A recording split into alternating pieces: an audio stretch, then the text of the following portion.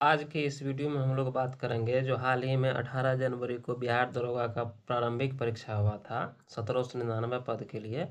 18 जनवरी first shift 18 जनवरी first shift उसमें total 14 science के question पूछे गए थे। उन 14 साइंस के क्वेश्चन को आज हम लोग देखेंगे कि किस तरीके का क्वेश्चन पूछा गया था। तो चलिए देखते हैं क्वेश्चन को। पहला प्रश्न है कि निम्नलिखित गतिविधियों को देखो और प्रत्येक गतिविधियों को चिन्हित करो कि कार्य किया गया है या नहीं। अर्थात ये तीन लाइन दिया हुआ और तीनों को पढ़ के ये बताना है कि किस में जो है कार्य हो रहा है। तो पहला लाइन में दिया है कि एक गधा अपने पीठ पर भार ढो रहा है। एक गधा यदि अपने पीठ पर भार ढो रहा है तो अगर ये ढो रहा है तो ये बिल्कुल ही कार्य किया हुआ मानेगा। अगर यही भार लेकर के सिर्फ एक जगह खड़ा रहता तो ये कार्य नहीं होता, लेकिन यहाँ पे बोल रहा है कि भार ढो रहा है तो इसलिए ये कार्य किया हुआ माना जाएगा। और दूसरा बात है कि एक हरे पौधे में प्रकाश संश्लेषण हो रहा है, यहाँ पे कार्य नहीं हो रहा है। तीसरा है खाद्यान्न को सूर्य के प्रकाश में सुखाया जा रहा है, यहाँ भी कार्य नहीं हो रहा था। अर्थात एक में कार्य हो रहा है, दो में नहीं हो रहा है और तीसरा में भी नहीं हो रहा था। इसमें देखिए अब ऑप्शन खोजते हैं कि बी नंबर का देखिए कि कार्य किया गया है और दूसरा और तीसरा में कार्य नहीं किया गया था, अर्थात यही इसका राइट आंसर हो जाएगा, ऑप्शन बी नंबर। अगला अगला प्रश्न है कि अवतल दर्पण वास्तविक और आभासी दोनों प्रकार के प्रतिबिंब बना सकते हैं, जो कि बिल्कुल सही बात है। और इसका कारण दिया हुआ है कि अवतल दर्पण द्वारा बनाने वाले प्रतिबिंब का प्रकार वस्तु की स्थिति पर निर्भर करता है। ये कारण भी सही है, वस्तु की स्थिति पर ही निर्भर करता है कि अवतल दर्पण में प्रतिबिंब आभासी बनेगा या वास्तविक। तो इसलिए ए और आर दोनों सत्य है और आर एक ही सही व्याख्या भी करता है, इसीलिए ऑप्शन इसका ए राइट हो जाएगा। अगला प्रश्न है कि अभिक्रियाशील धातु अपने से कम क्रियाशील धातु को उसके यौगिक से विस्थापित कर सकती है। अभिकथन ये हो गया और कारण है कि सभी धातुओं की अभिक्रियाशीलता समान नहीं होती है। ये जो है ए और आर दोनों सही होगा तथा आर एक ही सही स्पष्टीकरण भी करेगा इसमें, इसलिए इसका आंसर डी हो जाएगा। अगला एक प्रश्न है समीकरण संतुलित करने के लिए कि नीचे दी गई रासायनिक अभिक्रिया को संतुलित करने के लिए ए बी सी डी के मान क्रमशः क्या होगा। अर्थात यहाँ पे ए हो गया, बी हो गया, सी हो गया और डी हो गया। तो इन सभी जगह पर इसको संतुलित करने के लिए क्या आएगा।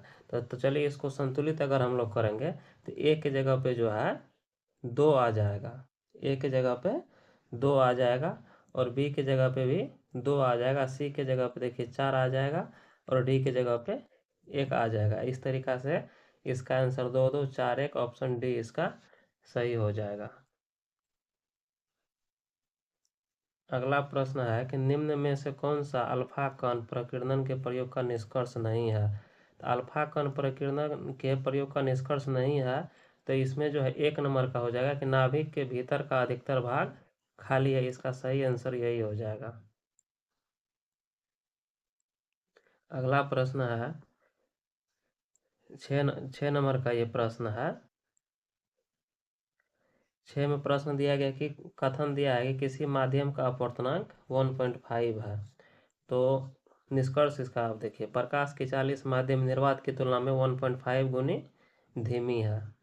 दूसरा है कि माध्यम में प्रवेश करते समय प्रकाश 1.5 गुना मुड़ता है। और तीसरा है माध्यम 1.5 गुना अधिक प्रकाश अवशोषित करता है। तो इसमें क्या है कि ये 2 और 3 दोनों गलत है और ए नंबर बस सही है, तो इसीलिए इसका जो है निष्कर्ष में केवल निष्कर्ष एक सही है, ये हो जाएगा। अगला प्रश्न है फिजिक्स से है, न्यूमेरिकल कि एक कार शून्य प्रारंभिक वेग से शुरू होती है और 2 मीटर पर सेकंड स्क्वायर के समान त्वरण से 5 सेकंड तक चलती है।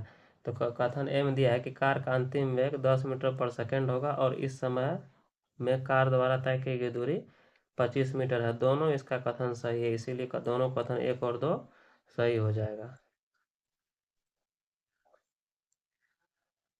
अगला प्रश्न है कि एक पत्थर के टुकड़े को धागे से बांधकर वृत्ताकार पथ पर घुमाया जाता है। धागे को छोड़ देने पर पत्थर की गति क्या होगी? तो पत्थर का टुकड़ा एक सीधी रेखा में वृत्त के स्पर्शी रेखा पर गमन करेगा। ऑप्शन सी इसका सही हो जाएगा।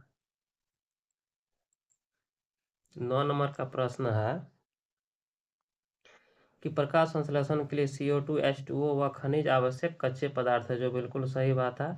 और अगला है कि पोषक तत्व प्रकाश संश्लेषण के ऊर्जा स्रोत की तरह कार्य करता है, ये गलत हो जाएगा। ए सही है परंतु आर गलत है। ऑप्शन सी इसका राइट हो जाएगा। अगला प्रश्न है कि जीवाणु और कवक की कोशिका भित्ति क्रमशः किसकी बनी होती है? तो ये हो जाएगा पेप्टिडोग्लाइकन और काइटिन, अर्थात ऑप्शन सी इसका सही हो जाएगा। 11वां प्रश्न है निम्न में से कौन से जीव मृत अवशेषों को सरल पदार्थ में विघटित करता है?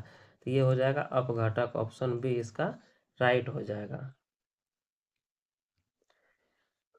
अगला प्रश्न है 12 नंबर का। 12 का प्रश्न है बेकिंग सोडा का उपयोग किसमें नहीं होता है? तो ये 4 ऑप्शन दिया हुआ है, इसमें पूछ रहा है कि बेकिंग सोडा का उपयोग किसमें नहीं होता है? तो बेकिंग सोडा का उपयोग प्लास्टर ऑफ पेरिस बनाने में नहीं होता है। ऑप्शन सी इसका राइट आंसर हो जाएगा। अगला प्रश्न है, इसको बोल रहा है सुमेलित करने के लिए। इसको सुमेलित करने के लिए बोल रहा है एक कोशिकीय और बहुकोशिकीय के रूप में। तो देखिए इसमें है क्या, ये प्रश्न हो गया आपको 13 नंबर का। तो 13 नंबर के प्रश्न में कह रहा है कि लाइसोसोम के बारे में। लाइसोसोम जैसे कि लाइसोसोम का हो जाएगा आत्महत्या की थैली, ठीक। उसके बाद जो है राइबोसोम हो जाएगा प्रोटीन संश्लेषण, ठीक। और प्रोकैरियोटिक हो जाएगा ए नंबर, और यूकैरियोटिक हो जाएगा बहुकोषीय, अर्थात ए का हो जाएगा 3 नंबर और बी का हो जाएगा 4 नंबर और सी का हो जाएगा 1 नंबर और डी का हो जाएगा 2 नंबर। तो 3 4 1 2, तो 3 4 1, देखिए यहाँ पे 3 4 1 2, अर्थात ऑप्शन बी इसका राइट हो जाएगा। अगला प्रश्न है कि उत्तक संवर्धन तकनीक का उपयोग आमतौर पर किन पौधों के संवर्धन में किया जाता है?